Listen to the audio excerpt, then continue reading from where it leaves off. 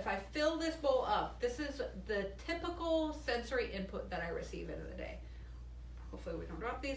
All the sights, smell, sound, touch, right? Everything in a typical day fills this bowl up. This is a normal bowl, normal day for us. Some might be a little bit overwhelming, some might not be as full, but this is what we get in a day.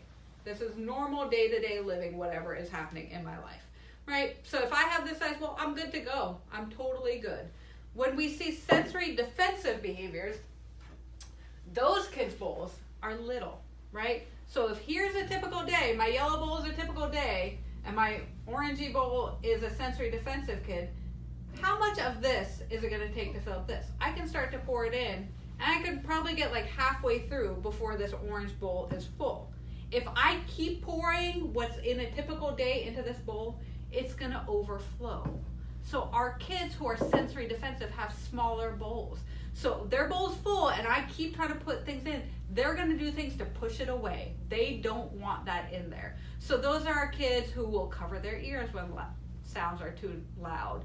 Those are kids who the texture of their clothing or the tags in their shirt bother them.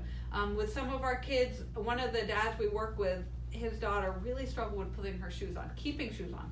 Lord, shoes is such a big issue for so many of the kids we work with who have sensory issues. Her issue was the seam inside the sock would bother her. So he's like, I flipped her socks inside out and never had a problem again with it. She has a little bowl. Things overwhelm her. These are kids who elope because it's too much in their environment. They cannot deal with it, where it overwhelms them and causes them to dysregulate pretty quickly, right? Because their bowls are these little bowls and this is a normal day. So those are our kids who are sensory defensive. Think about our kids who are sensory seekers. They have big bowls, right? So their bowls are bigger. So here's my regular bowl. I can fill this all the way in here, and I still have probably that much to fill it up. I need more to fill my bowl if I'm a sensory seeker and have a big bowl. So these are your kids who are going to be engaging those behaviors to get more of that input.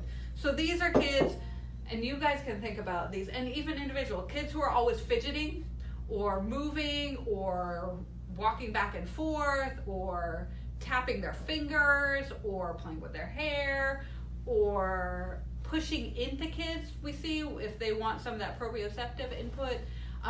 These are kids who need more of that. Those kids have big bowls and are sensory seekers. To us, this is a really clear way to show what it looks like. So if this yellow bowl, I can't figure out where to put this so that everyone can see it. Yellow bowl is a daily, what's normal for a normal day. Kids who have sensory processing disorder typically have either a bigger bowl or a smaller bowl, where they either need more input or they're getting too much input.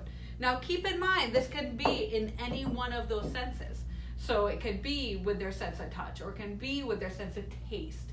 It can be with their sense of the auditory, right? What's coming in. And the complicated part about that is they could be an over responder in one way. So they might want a lot of touch, right? They need that input. But they might be sensory defensive in auditory. So a loud cafeteria is way too much for them and they can't deal with that. So this is what goes into sensory processing disorder, is kids are, they don't have yellow bowls across the board. They have different color bowls, either the green or the orange, and really struggle with meeting their needs for these. So really understanding when you look at a kid's behavior and thinking about, all right, and is this really a behavior issue or is it something more going on?